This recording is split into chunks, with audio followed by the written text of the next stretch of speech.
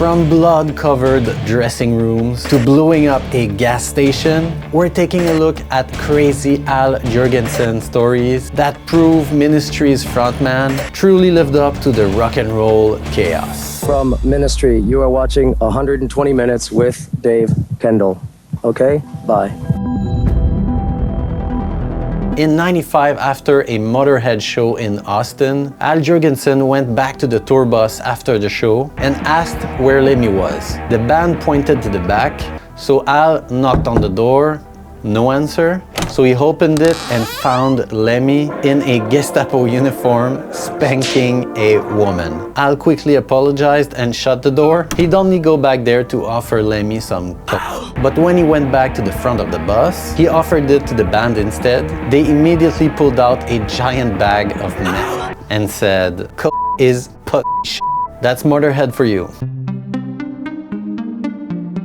Al Jourgensen used to cut himself on stage to feel more alive, leaving real blood everywhere. On stage, backstage, and even in the dressing rooms. But during one tour, the band started noticing blood trails at venues before they even arrived. Turns out they were crossing paths with Skinny Puppy, who used gallons of fake blood during their shows. When they finally met, Jourgensen joked about slipping on Ogre's fake blood, and Ogre called him out for leaving real blood everywhere. I think there was a kind of competition in a way. While we were following each other around, Al was cutting himself for real, and I was faking it. And then I started cutting myself for real, and Al started faking it. They became friends, and Al even ended up producing a Skinny Puppy album. Talk about a bloody good friendship.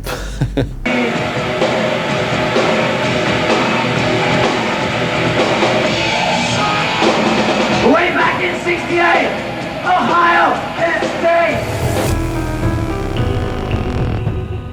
Did you know that Howie Klein from Sire Records once sent a box full of Ministry's records to an Air Force base that was heading to Iraq? A while later, they got a letter back thanking them for the music, but here's the crazy part. The soldiers said that they were blasting Ministry's music to get pumped up before bombing runs over Baghdad.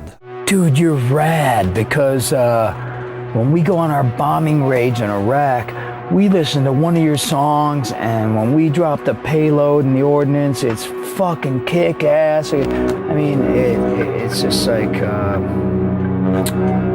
you feel like the whole point is mistaken, you feel like responsible. I mean, you go through a myriad of emotions that are just really weird.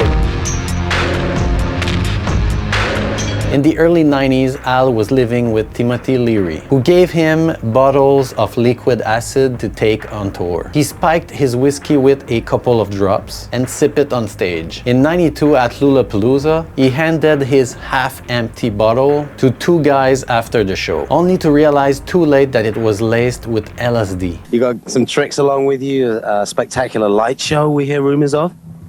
Not spectacular, it's just colors and psychedelic type thing. They tripped for days, nearly calling suicide hotlines. Turns out those guys were Paul D'Amour and Maynard James Keenan from Tool. Years later, Maynard thanked him, saying that trip helped shape Tool's psychedelic sound.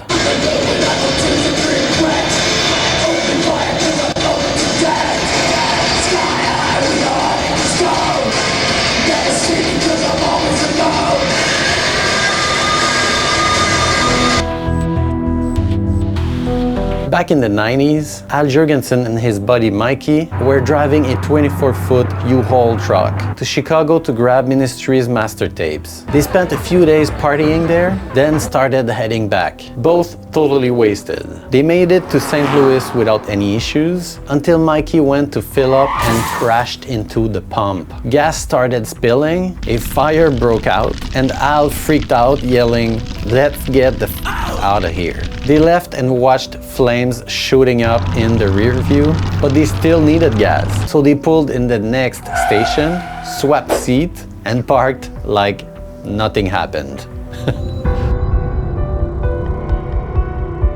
Back in '83, before Ministry went full industrial metal, Al Jourgensen wrote this jingle for Shasta Soda. I wanna taste this ass, all a great day, Santa has. This was during Ministry's synth-pop era, but Al wasn't exactly thrilled about it. He later called it soul-crushing work to help support drug habits, pay the rent, and feed the baby. From soda jingles to industrial metal.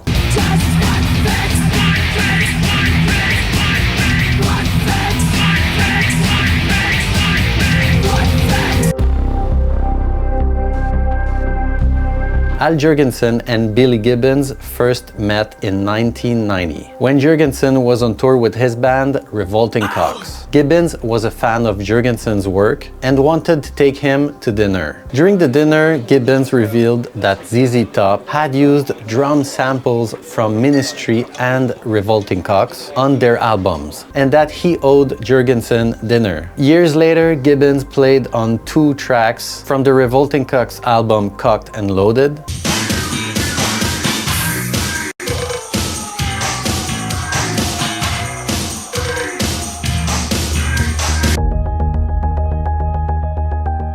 Here's a wild one. Al Jourgensen was supposedly friends with Steven Spielberg. Back in '93, Steven Spielberg thought Ministry were baby-eating satanic goat herders and wanted them for a Schindler's List cameo. But after meeting Al, he quickly realized that they weren't that crazy. The two actually hit it off and became friends. Who would have thought?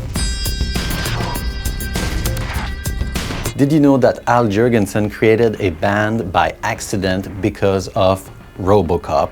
Paul Verhoeven, a Ministry fan, had Jourgensen score the disco scene where RoboCop arrests a criminal. The track was all electronic, just cold electronic industrial beats. After the film, Jourgensen returned to Chicago and thought, why not make a band out of this? And that's how PTP was born, an accidental offshoot of his RoboCop work. Ever heard of PTP? It's very good, you should listen to it. Let me know your favorite song. Back in the day, Jourgensen was living in a quiet Texas retirement community. Probably not the best place for Jourgensen. Neighbors constantly called the cops, but things got really out of hand when he started using a nearby golf course for target practice.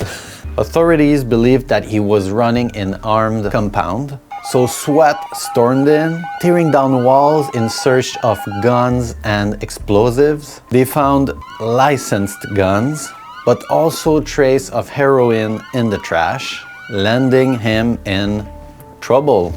Let me know which story was your favorite. If you're into music production, don't forget to check out my website and my Patreon. Thanks for watching. Stay industrial. Ciao. Okay, bye.